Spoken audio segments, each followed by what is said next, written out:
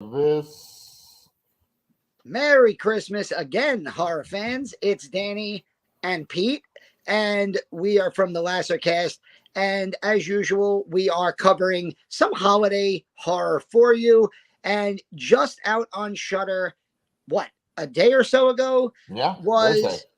the sequel to one of our favorite movies that we enjoyed discussing.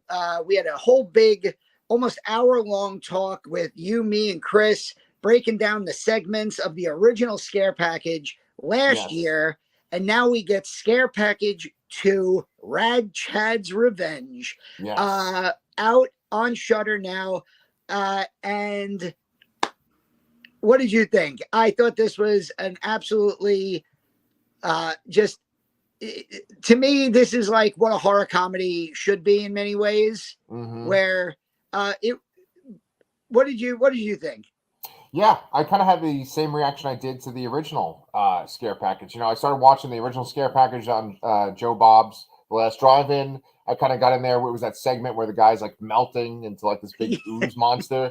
And I was like, this is so fucking stupid.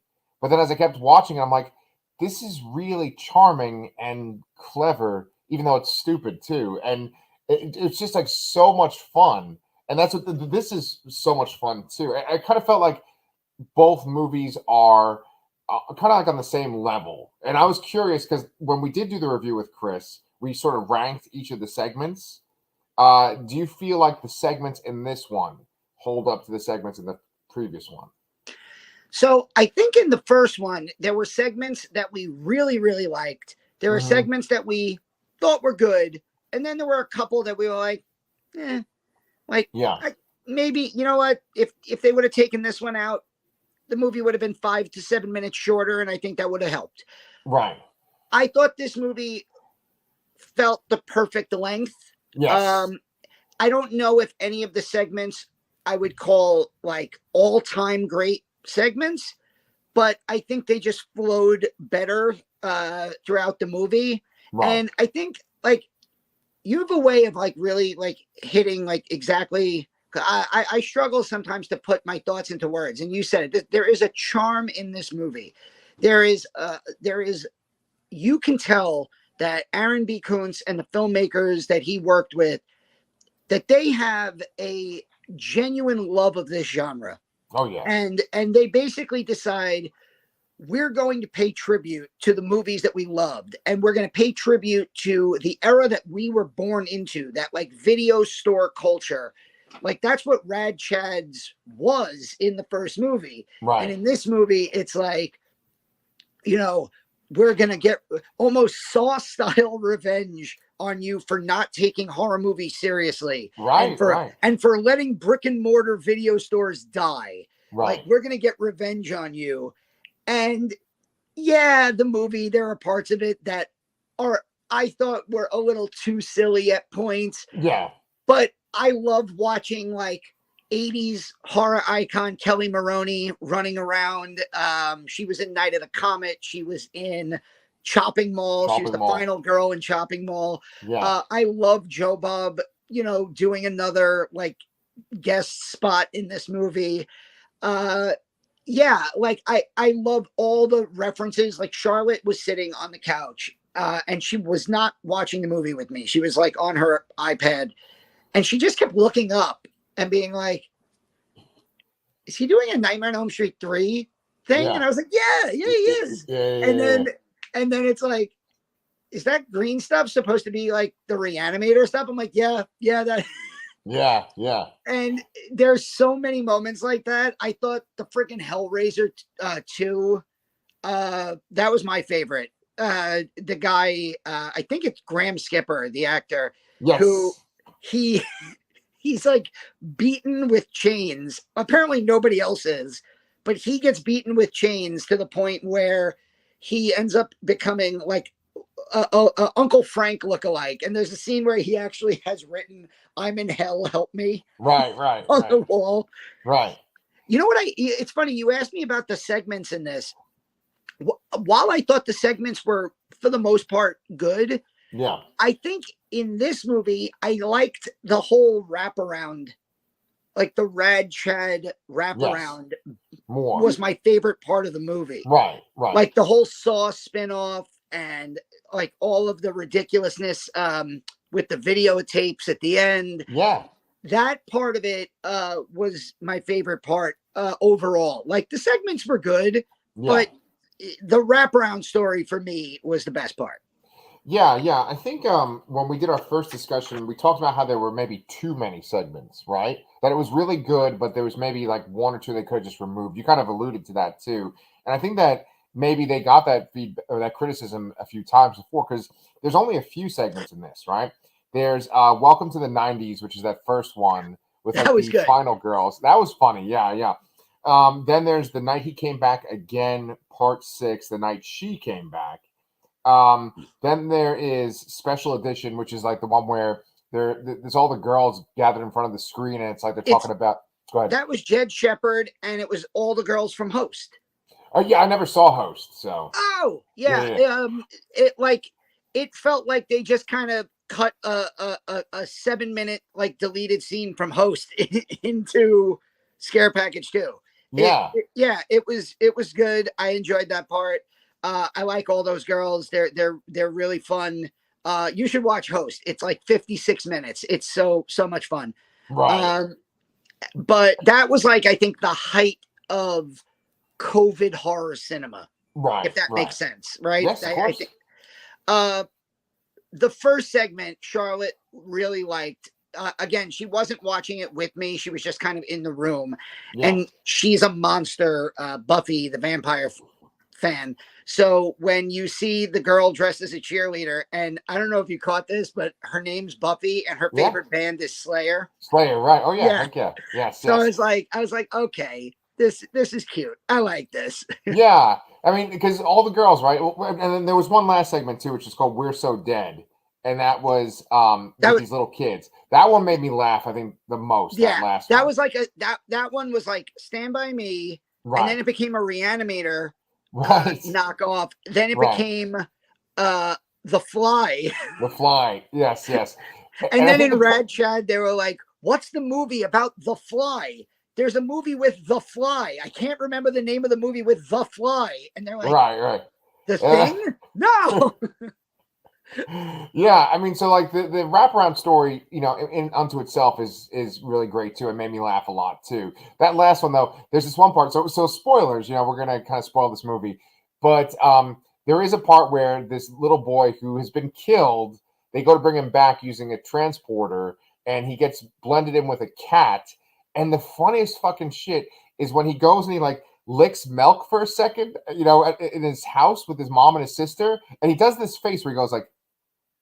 It was the funniest. I just burst out laughing. It's just such a subtle thing, and I think that that's what really makes this movie series work for me.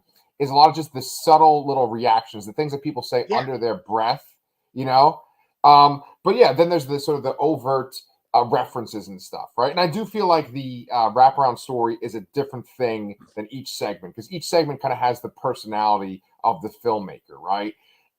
Did you also notice that there kind of was like at least half like British made sequences this time around? Because like We're So Dead, that was like British kids, and then and then like the other one were Special Edition, that had a bunch of British people too, right? So Host is British. I think so.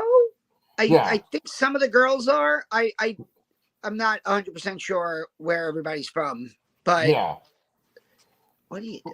Like I feel like that, like this time around, like in the first Scare Package, there's like two segments that kind of really kind of stand out, and they seem like they don't really fit as well. Which is the one where the girls have the mask, like the candy like lollipop with the skull face. So that's one, and then the other one is when the woman wants to see her recorded show, and it's like Game of Mages or something, and she's like fighting with the spirit who wants to watch the show. Like, I feel like those two kind of are different from the other segments. This one, it felt like it was just straight up Scare Package. I think because people have seen the first Scare Package, they kind of knew what to expect and knew what to put in. Mm-hmm. No, I think I think I like this one a little bit more than the first one, in the sense that it just felt like a tighter movie. I don't even know if it was longer or shorter. It was 99 minutes. Yeah. It didn't feel overly long. No.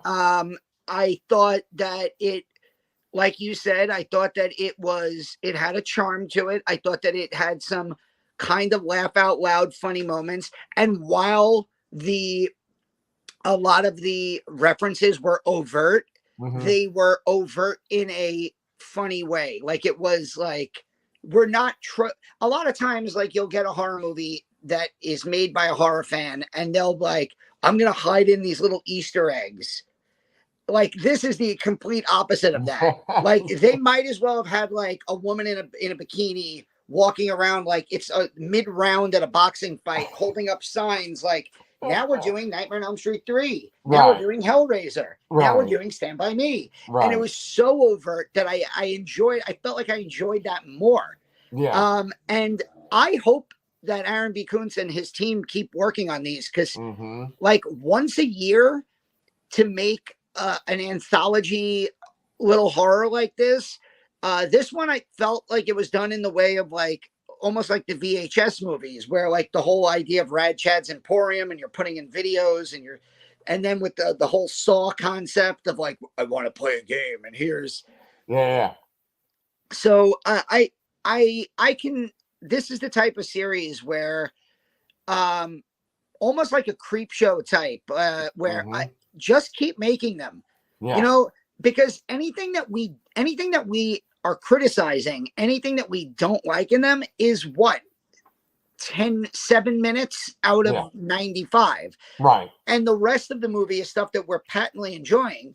So I'm totally down for them to keep making these. And like I feel like next year, especially with Joe Bob's involvement and especially with Shudder's involvement, maybe we get like a Scare Package 1 and 2, like little mini, you know, night on the last drive-in or something. I think that would be a good little twofer. Yeah. And who knows, if it's in a year, maybe they can do Scare Package 2 and 3, right? Because they already had Scare Package 1 on the last drive-in, right? But I was going to say that there was one part towards the very end of the wraparound sequence, and you saw this on Twitter, but I'm watching the movie, and the guy, what's his face, Sam, he's in a wheelchair, and he gets hit in the face with a machete, and he's rolling down these steps at the very end. And it's real funny because it's just out of nowhere. He's rolling down these steps. And I was like, wait a minute, what the fuck? I just saw this. I saw you. You were like, I know that building. Yeah, like this week, since I've been off from school, my family went to, it's a place called Old Taylor High, and it's a high school that they converted into like a mall that has like bars and stuff and cool shops. That sounds awesome. It is really cool, yeah. And we went up those fucking steps, and we're looking through, and there's an auditorium through those doors, like an old like 1960s school auditorium. And my wife was like, someone should film a movie here. And then I'm watching the movie, and this guy's fucking rolling down those steps. I was like, holy shit.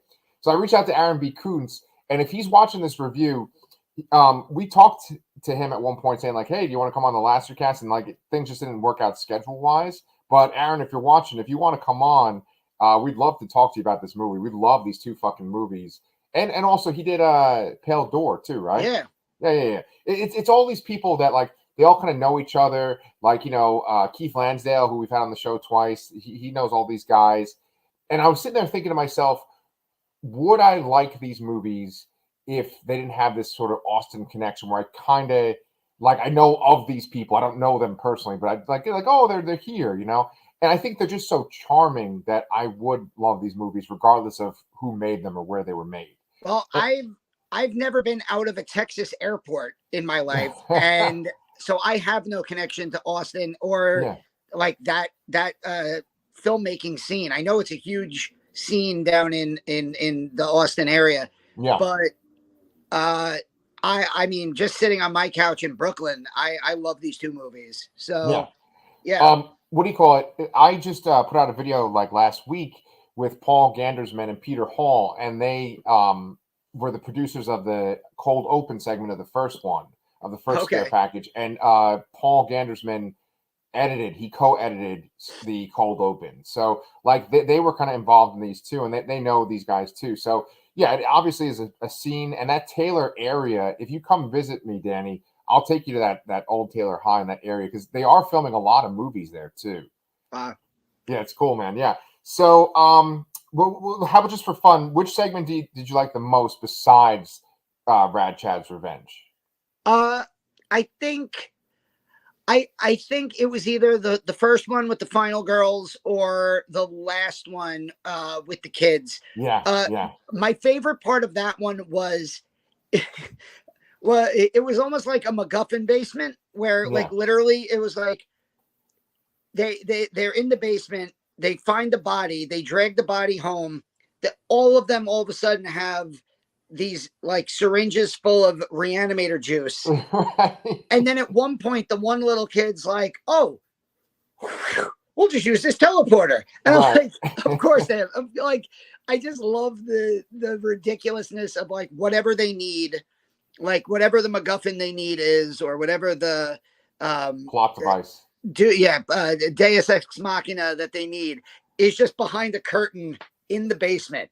Yeah. And I thought that was a really fun little twist. And I thought that the acting of the kids in that one was kind of funny too. Like the one girl's like, "It's not my fault. I'm a trained killer, just like my father." Right.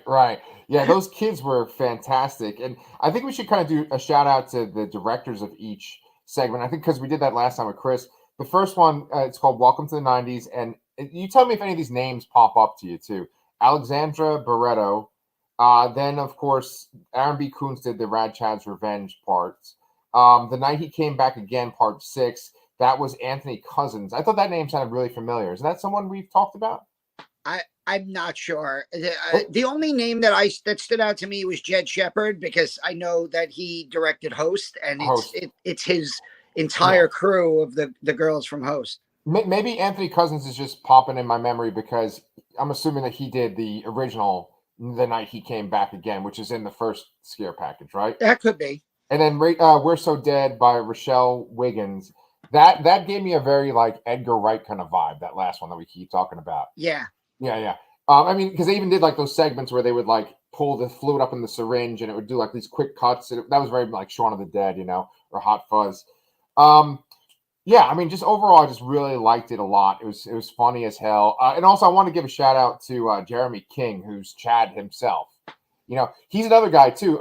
He and I actually wrote back on Twitter a couple of times, like, we're like, "Oh, you want to come on the show?" And if you're watching this, Jeremy, we'd love to have you on. He did a fantastic fucking job as Chad once again. So, were you happy to see the killer too from the first movie? I know he's a wrestler, right? Oh, what is it? The death something impaler, like that's Dustin Rhodes. He's another big time famous Texan. He's still wrestling at 50 something years old, and he's in absolutely ridiculous shape. Like he did a match a few weeks ago for AEW, the wrestling company that Charlotte and I watch, and it was one of my it was like a big 8-person match, and it was so much fun. And he's like he's really somebody to idolize in the sense that he's over 50 years old. He's in incredible shape. He's overcome a lot of crazy shit, but he's doing great now. And he's to be 52 and still wrestling on even a part-time level is insane. Yeah. And yeah, I like that he you could tell by some of his characters that he's played in wrestling that he likes horror. And so I'm sure he gets a kick out of this too. Yeah. And I mean, we should also give a little shout to Jessie, that the final girl in this. That's Zoe Graham. Thought she was great in this too, just like she was in the original. And Dwight, I think he was like the standalone for me. He was just so funny. The guy who gets his skin ripped off. It's just so funny. And there's some absurd shit. I mean, wait, who was the chimney sweep? The chimney sweep was also Jeremy King. That was okay. I all right. That's what I thought the whole movie. But is the guy who's walking around with his arm off the whole movie? Yeah, so that is he was in Mad Men. Rich Sommer, and he's the villain in Summer of '84. Okay, I didn't see that. I didn't see Mad Men. So I'll watch Mad Men. You watch Breaking Bad. That's a Got it. callback to our last video, by the way, guys. Go check Yes. out our video for Yule Log from Adult Swim. But didn't he kind of give off vibes of like the dad vampire in Lost Boys? That's what I kept getting whenever I'd see him. I was like, he's totally Okay. like that guy in the Lost Boys that tries to take out the mom. Yeah. You know, no, I mean it's so funny, and I had to make a reference to this too. You have a fucking Wicker Man shirt on, and there's like overt references to the Nicolas Cage Wicker Oh Man. yeah, the bees, of course. I just grabbed the first horror shirt at the top. I didn't even. Yeah, there's this hilarious. Oh my god, the woman who's like trying to give like this, like like a farewell speech before she dies, and they're like trying to take her seriously, but her face keeps like getting more and more gross, and they're like, all right, I can't anymore. Like that's hilarious. And then there was a My Girl reference in there too, right? With the bees. I think so. Yeah. Oh my god, My Girl. I didn't pick up on that, but I saw on like Twitter a lot of people like, is that a My Girl reference? Yeah. So I was like, yeah, just solid fucking movie. I enjoyed watching it. I will watch these and review these whenever they come out. I'll talk about exactly. them. Yeah. So just keep making more of these, like one a year. You know, unless you don't want to anymore. Like we're not forcing it, but yeah, they're so much fun.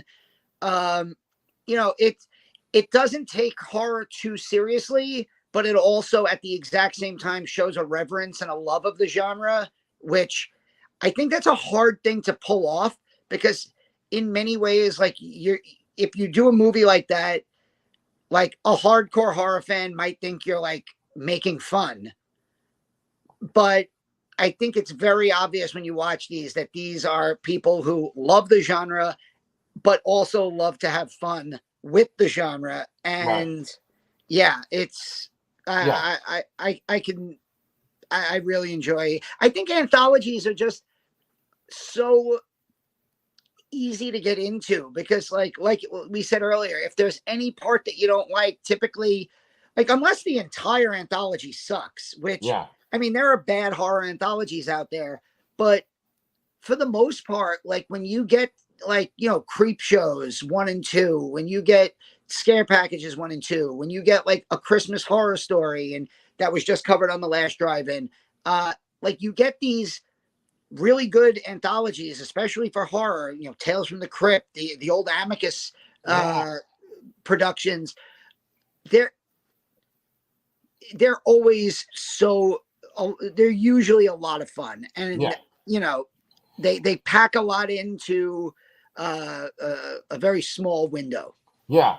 You mentioned Amicus, and then I was going to ask you, have you watched that From Beyond the Grave yet? On Shudder? Is From Beyond the Grave on Shudder? It might not be. I think you have to get it on Amazon, but it's an Amicus anthology, just like what you're talking about. Oh, I know what you're talking about. No, because Shudder has something out now called Beyond the Dark or Beyond the something, and it's like a series of short horror and sci-fi things. Yes, okay, I've seen that too. Yeah. I watched about 6 of them, and like they range from like interesting to good to okay, I could skip that one, but like they're pretty good so far, and they're all really short. And like I love a series like that where I can just like bang out like 13 episodes in the time it would take me to watch a movie. Right. Especially now, I've seen Avatar 2, and that was over 3 hours. And now I heard Babylon is also over 3 hours. Oh my Christ. Okay. So it's like in the span of that, I could watch both scare packages and a couple short films. So wow. Yeah. Well, and you can watch Yule Log too, which is our other video, which if you guys are watching this and you like me and Danny, hop on over to our Yule Log video, which is also up on the channel. But Danny, I'm going to message you so that you watch that From Beyond the Grave, the Amicus one. Yes. Christopher Lee is like the shop owner. It's like Needful Things. Really fucking great. I enjoyed that. It's from like the 70s. But yeah, I think we should do some plug-in, and then we should go enjoy our Christmas time with our family. So you want to do the plug-in this time? That sounds really so like ironic. Pete said, we just recorded up on the channel now a review of Adult Swim Yule Log. We start the spoilers in that video at around the 8-minute and 15-second mark. So if you don't want the craziest horror movie of the year spoiled for you, just go on HBO Max and watch Adult Swim Yule Log, and then you can go watch our video. It's ridiculous in all the good ways. Pete has interviewed about 47 more authors this week, and there's at least 2 new videos up on the channel of interviews with new horror authors about their work. We have we did a deep dive review of Black Christmas last week, the original 1974 classic that Pete watched for the first time. Yeah. And there's plenty more. There's always we got the Mayfair Witches coming up soon next year. Pretty soon, we are going to have to come up with our best of 2022 for the third year. The third year now we've been doing this. We're going to do a best of year-end review. And I think we could say easily the combination of coming out of COVID a little bit and just this being just an absolutely ridiculous year, that this is going to be the best top 10 list that we do, because it's been the best year of horror since we've had a channel together. That's right.